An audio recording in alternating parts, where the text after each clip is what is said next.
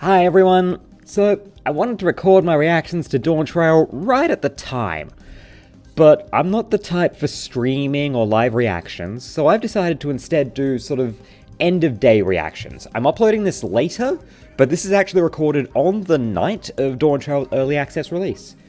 Every day until I hit those credits, I'm going to be recording my takes and responses to it all, and we can all laugh at how right or wrong I was later on.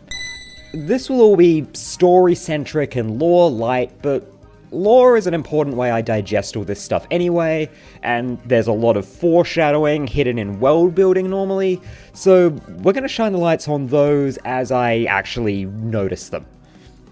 This isn't necessarily going to be chronological at every time, but tonight I finished the branching storyline sequence right at the start, and I feel like that's the best way to digest it in this case. To start with, on the boat we learn a whole lot of things. We learn that the Gulool Ja Ja have been lying about being bad at English this entire time. We've learned that Kaitan Ram's ship, the man who sort of discovered Tulliyolal as far as Eorzea is concerned, his ship vanished ages ago and no one ever figured it out, and that gets brought up later as well, so that's definitely a plot hook. And we also learn that the graphical updates did not hit any of the clothes that I actually wear in my glams, so I look really bad next to all of, the twins' upgraded outfits, next to Erenville, next to Wuklamart. I look really jank next to them. We also learn every race has all new names that I will not remember. Once we hit the storm, it's also the first time that we find out that, Senabriah is extremely good at playing Wuklamart in really uncomfortable situations. You hear this a few other times, and she's always really good at it. It's just her real strengths come out when Wuklamart is not having a good time whatsoever, and is really trying to hide it and doing a very bad job. And honestly, I was thinking about this earlier, and one of the reasons that I feel like I am so excited for Dawntrail is because of Senabriah, because this is one of the few times when there is a trans creator in terms of like actor or director, writer, or anything like that, that's making a piece of media that I will actually enjoy. That doesn't happen very often. It's like, I'm sure I Saw the TV Glow is absolutely amazing. I don't watch those kinds of movies. I'm not going to watch that movie.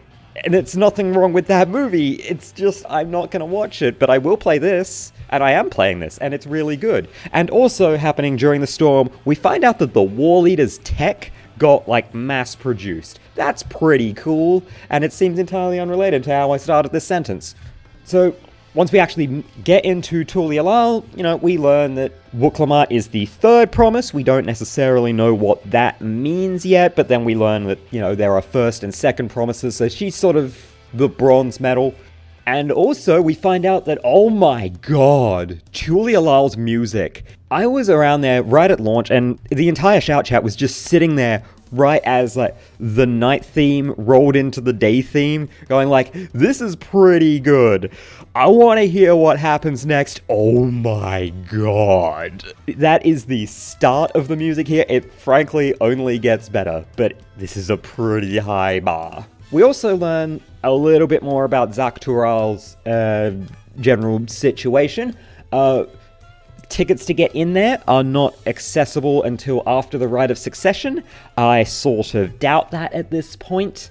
The chasm is also said to be the result of a clash between the gods, and there's also mention at some point that there is supposed to be a god within the chasm. It is unclear if either of those two gods were the same god that's supposedly down there. They're sort of entirely separate pieces of information. I bet at least one of those is true. We also learn that Tulliyolal has made a whole cottage industry of just stealing Charlene's notes, which, that's really funny. I love it. We also learn when we get to the Tulliyolal saga, which we learn a lot more about, that the giants just abandoned their lands, which is a very, very strange thing. That's definitely a hook for further on. We also get one of our little callbacks. We find out that Valgarmanda is one of a series of things called a Tural Vidral, which by description, that is definitely the same thing as the auspices from Stormblood. which that's pretty neat, and I don't think anyone necessarily had money on that one. We kept thinking, oh, either that is an extant, like, just giant animal, or that was a primal. And nope, we were both wrong. After this point, we also meet Bakool Ja Ja. This is the first time we meet one of the other contenders for the throne. And I would describe Bakool Ja Ja as the bully in, like, a school comedy, and also the bully's sidekick in a school comedy, just crammed into one character. He's an absolute asshole, but I kind of, like, he's at least a very colorful asshole. Also, he saved us from the development team having to render a taco, which I am sort of happy about, because I can't imagine that rendering a food as inherently messy as a taco would be fun at all. That sounds like an absolute nightmare for the developers, so it's probably a good thing that they found a way to get themselves out of that one.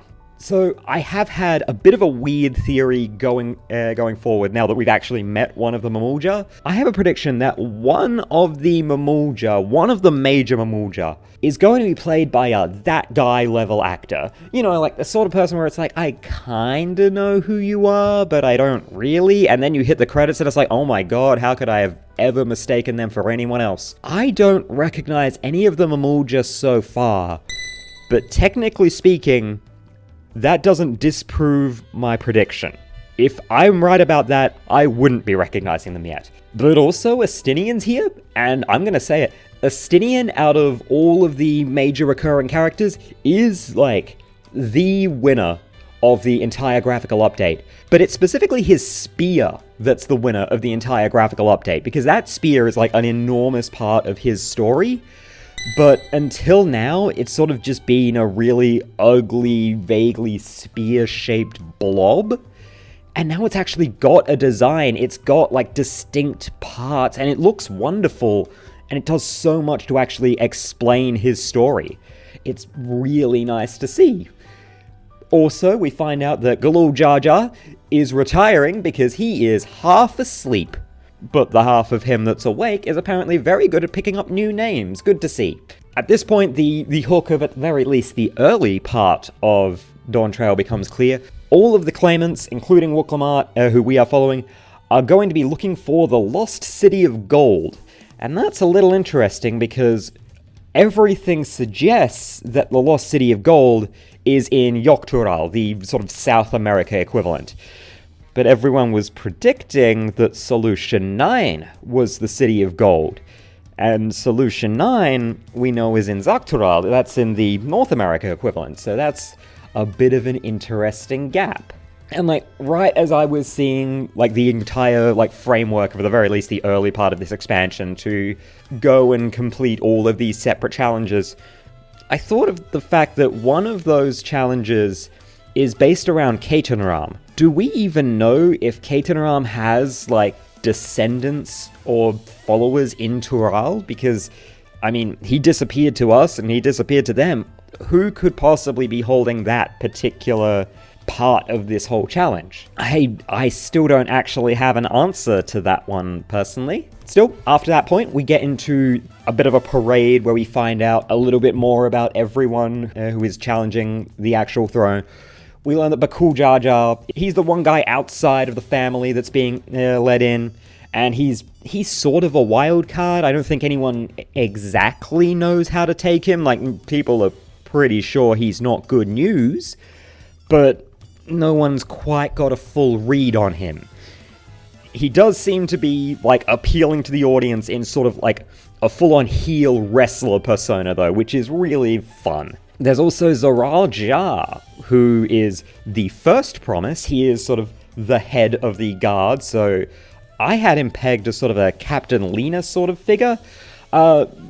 I am probably wrong about that in terms of, like, general temperament and trustworthiness, because it turns out he is the warmonger that we were warned about this entire time. Also, he is some kind of Jesus, because he should not have been born and yet was. Or, maybe more accurately, he is some kind of Sephiroth, because the vision that Kral describes when she gets a view of his intentions, that is literally just Sephiroth's famous well, it's one of Sephiroth's 2 favorite cutscenes. It's the one that doesn't have a homicide on screen. We also find out about Koana, who we have been mispronouncing this entire time. He's pushing more for innovation and advancement. I mean, that sounds all well and good.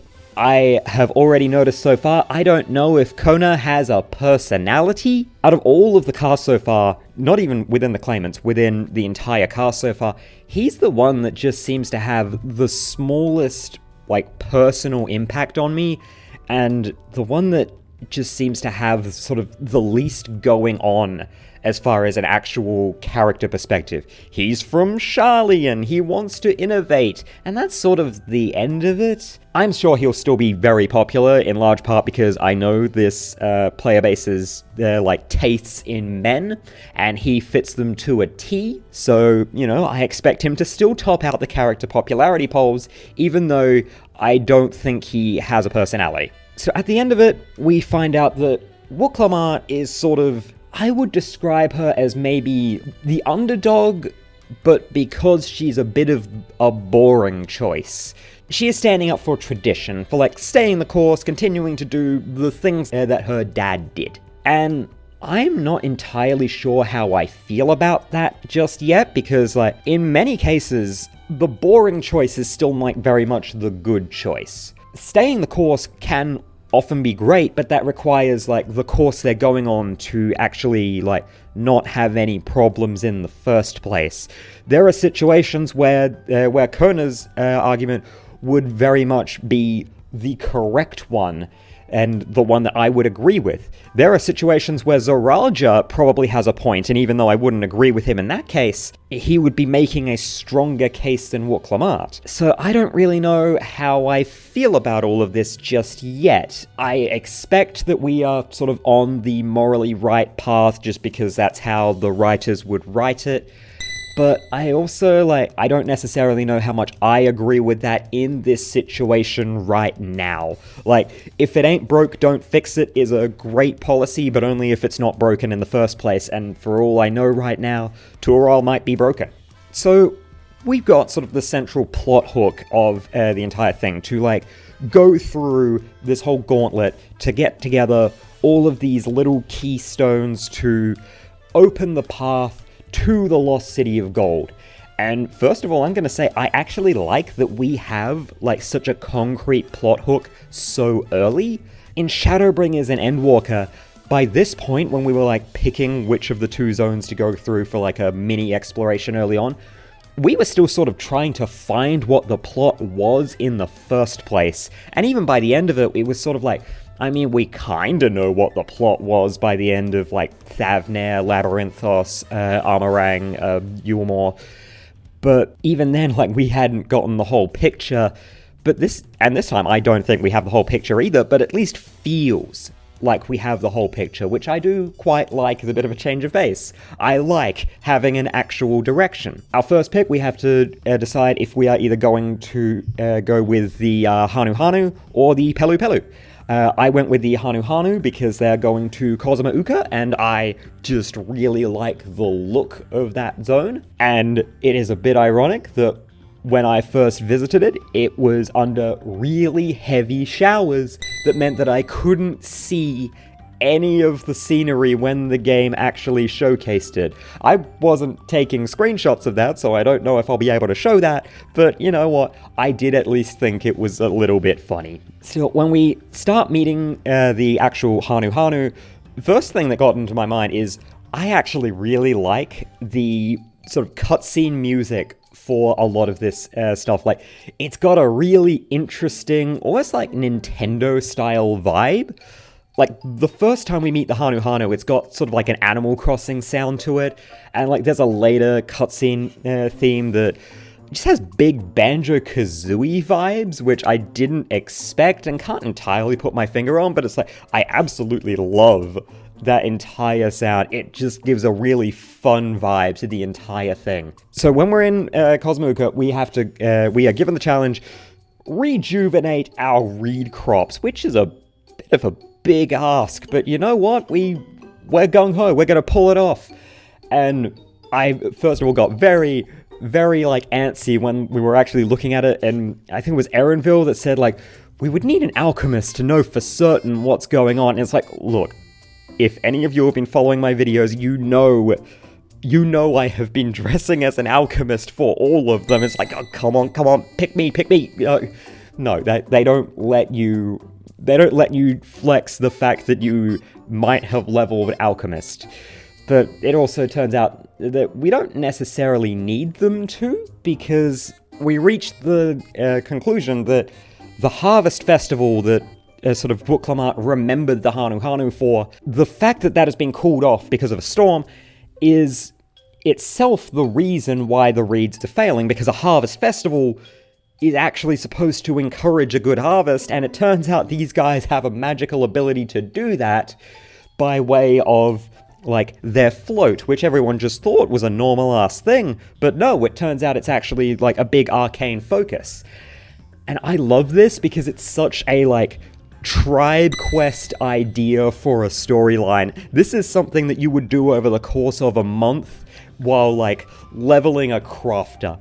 I love it so much that this is sort of like, I've sort of described sometimes that the 6.x stuff, the Void Sense stuff, that is like a, like, trial storyline, like the weapons or the auspices that got upgraded to main quest status. And with this one, no, this is a tribe quest storyline that got elevated into main quest status. And I love those all the time. I was so excited to see that happening.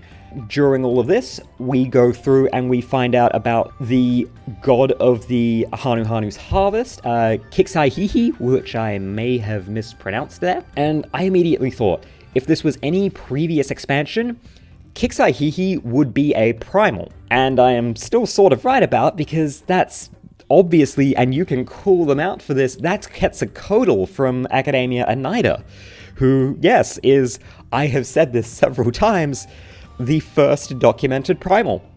Good job. Very neat. I really like the festival scene. It's fun, justified in being the relatively small scene that it was, but, you know, it has a lot of fun little heart, and yeah, we rejuvenate the crops with the power of fun dancing. It's cool. Meanwhile, Koana turns up, drops some like magic water into it, and rejuvenates a bunch of the rest of the crops. I actually think that, like, by my eyeballing, I think he rejuvenated less of it. Like, I would put the general credit as, like, 80% Wooklamar, 20% Koana. And I'm gonna say that he definitely, like, missed the actual intention of the trial, which was definitely to, like, learn about the people that he's helping and, like, going to be leading later on. So I don't think we should be giving him equal credit. I think he did less and he learned less when doing it. And again, he's still not very interesting as a person.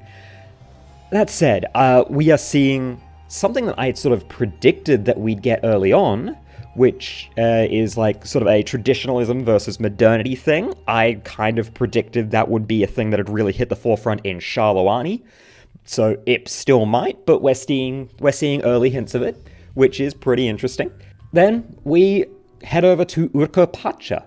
It was snowing when I reached Urkopacha, which didn't obscure the big vista in the same way that the showers did for Cosmo Uka, but it did sort of like take away from it. Still, we meet the Pelu Pelu in full, and it's like, is it me, or are these guys just the Ferengi? Like, is that something that everyone else is seeing too, or are they just like my natural touch point whenever I meet like the capitalist race in something? They're putting us through a bunch of like weird and funky little challenges until we eventually meet the guy that's going to be giving us the actual challenge, who is Tobly, who is sort of the minor voice actor, who is definitely having the most fun. His basically one scene, absolutely fantastic. Still, in all of this, we start getting some like pricing examples to get an idea of, okay, this is maybe how much Gil costs, which is neat, except for the fact that these are all obviously also price gouging and exorbitant as hell,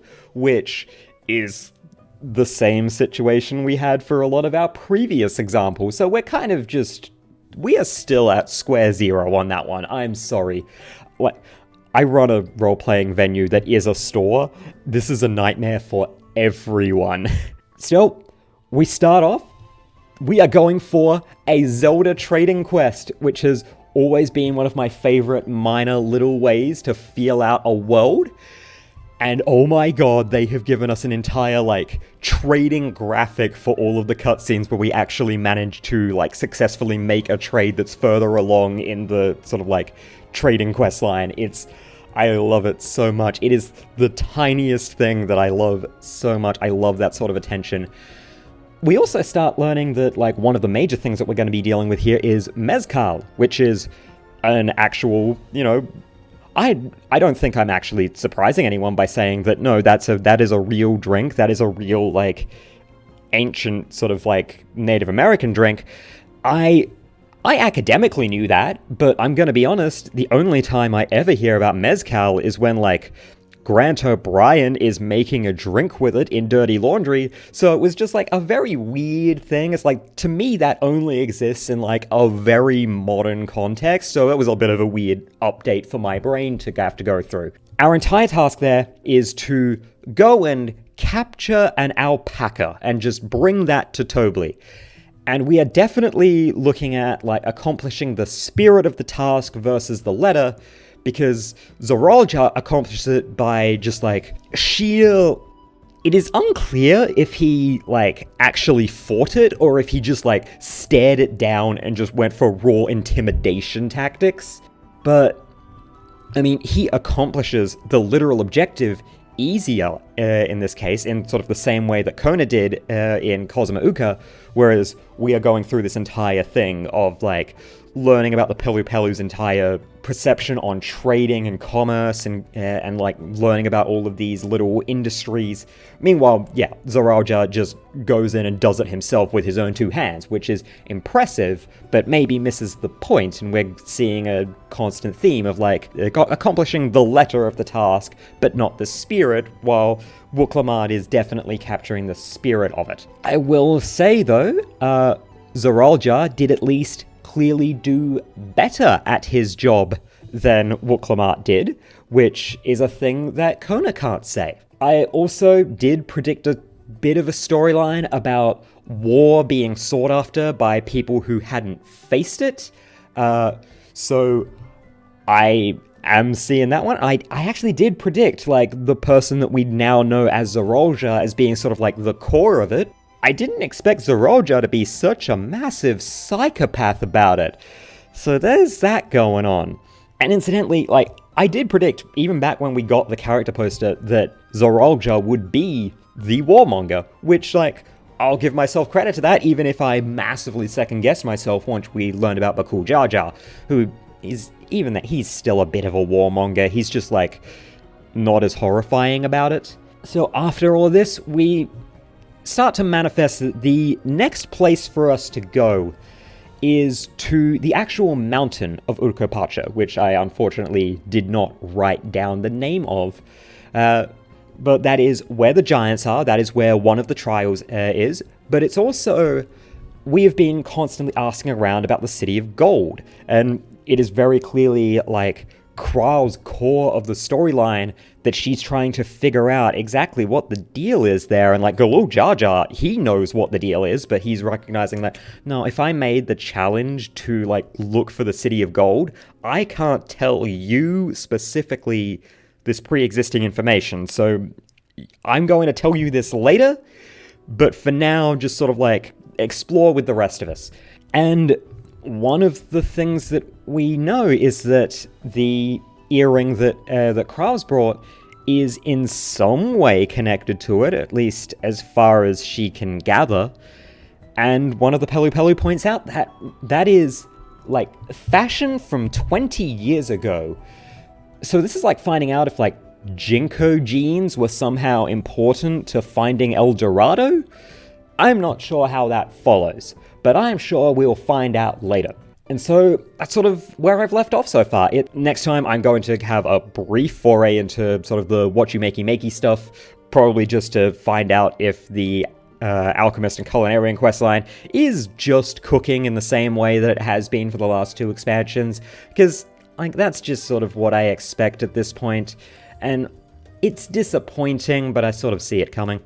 But also, I'm pretty sure that next up is also the first dungeon, so we'll actually talk about some of the combat, which I actually haven't talked about yet.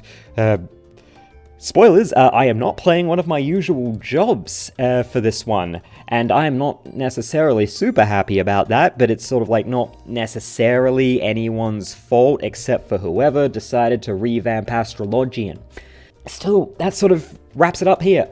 As things go on, I am going to be uploading more of it. Again, these are recorded well before they actually are being released, so these are like very fresh, like day 1, day 2, day 3 like reactions, but they're going to be a little bit later for you guys, because you know I recognize people want to see a lot of these things sort of in retrospect more than they want to see it in fresh. So yeah, we're going to be going through next time, at the very least, the first dungeon, maybe the second, maybe some other stuff, maybe some role quests. I don't know yet. But with all of that, thank you all so much for being here. If you liked all of this, do the usual YouTube things, like, comment, subscribe, all of that. I probably should have said that earlier, but I am not running with a script for this for the most part. Oh well. With all of that, thank you so much. I hope to see you all again real soon, probably tomorrow.